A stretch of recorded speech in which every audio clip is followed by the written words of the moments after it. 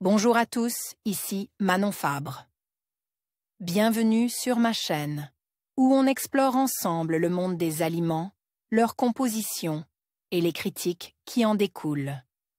Si vous voulez mieux comprendre ce que vous mangez et faire des choix éclairés, n'hésitez pas à vous abonner pour rester informé.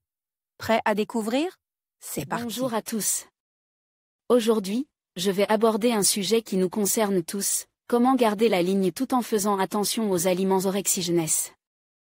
Dans cette vidéo, je vais vous expliquer ce que sont ces aliments, pourquoi ils peuvent nuire à notre équilibre alimentaire et comment les identifier.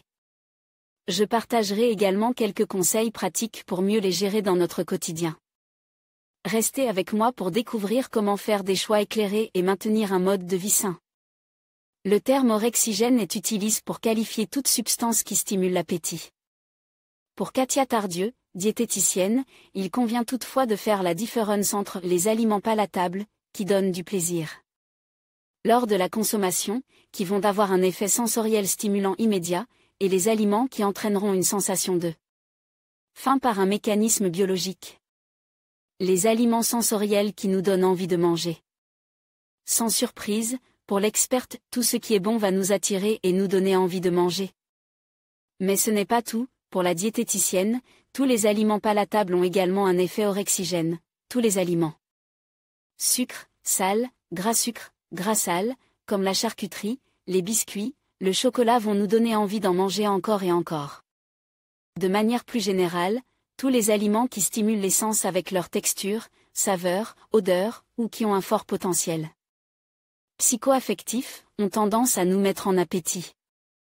Des produits à éviter car non seulement ils ne calment pas la faim mais pire, ils vont nous pousser à consommer toujours plus.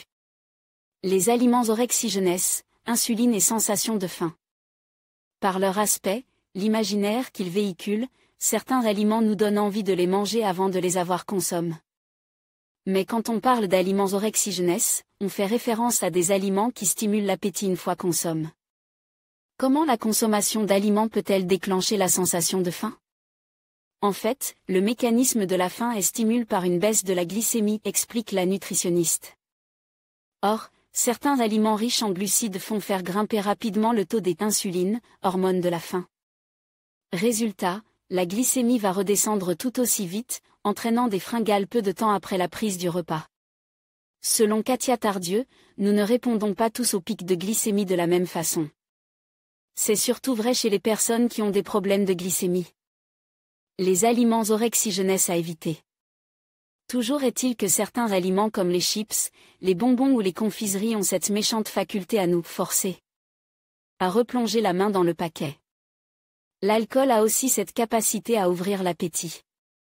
Et consomment trop souvent, ils ont un effet néfaste sur la santé car ils ne remplissent pas l'estomac et nous poussent à grignoter tout au long de la journée. Quelques aliments orexigènes à éviter et à ne consommer que pour des moments exceptionnels, rares.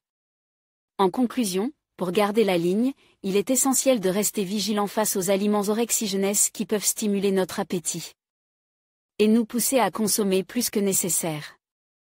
En choisissant des aliments nutritifs et en étant conscients des signaux de notre corps, nous pouvons mieux contrôler notre alimentation et maintenir un poids santé. Rappelez-vous que l'équilibre et la modération sont les clés d'une vie saine. Merci de votre attention et à bientôt pour d'autres conseils sur la nutrition.